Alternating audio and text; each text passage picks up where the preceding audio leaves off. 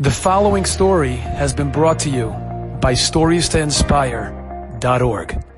I read an unbelievable story recently, which I want to share with you. Stories of Rabbi Pam Zeichet Tzaddik Levracha. There was a man who davened with him in shul, and one day he noticed that he's not there anymore. And he called up his son, and his son said that my father's very sick and he's in the hospital. So Rav Pam asked his son if he can come to his office. He wants to send something to him. And he wrote this man a letter, a note on a simple piece of paper. And he said, "Dear so-and-so, I want you to know that I miss you in shul. It's not the same without you. Love, your friend, Avram Pam." And he gave this letter to his son, and his son took the letter to his father. 2 weeks later, the man passed away.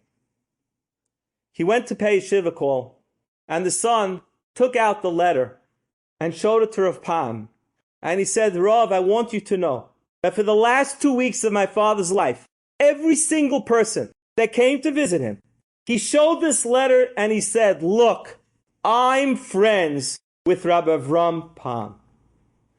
Rav Pam left the shiva and immediately sat down on the steps and started to cry.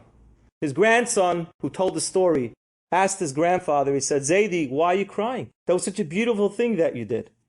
He said it was, but how many more letters like that could I have written?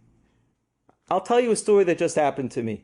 I'm not Rabbi Avram Pam. I'm just a regular, run-of-the-mill guy. I was speaking in a certain community, and afterwards, a lot of people came up to me to ask me questions. And one of the people came up to me, and he tells me his name, and he says, "Do you remember me?" And I said, "No, I'm sorry. I meet a lot of people." He goes, "You spent 51 minutes and 17 seconds with me on a call 2 years ago." I said, "I did? That's a very long time." He goes, "I can prove it." And he took out his phone and he showed me a screenshot and he held it up for everybody, and I asked him not to because then everybody knew my cell phone number. And it showed my number and it closed at 51 minutes and 17 seconds. This guy's been walking around for 2 years, proud of the fact that me, Mr. Run-of-the-Mill guy, spent 51 minutes and 17 seconds with him. Right? How many times did we do this and we didn't even realize it?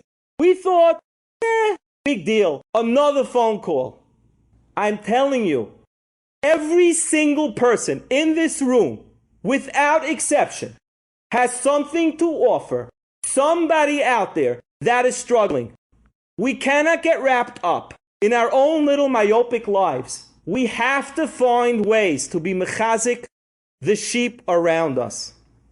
Hashem is sending us a loud and clear message. Sheifalach, you need each other. You need each other more than you know. I will make it so difficult until you appreciate that achdus and caring for one another is first and foremost on a Kadosh Baruch Hu's mind when he looks at us on Rosh Hashanah and Yom Kippur. Enjoyed this story? Come again. Bring a friend. StoriesToInspire.org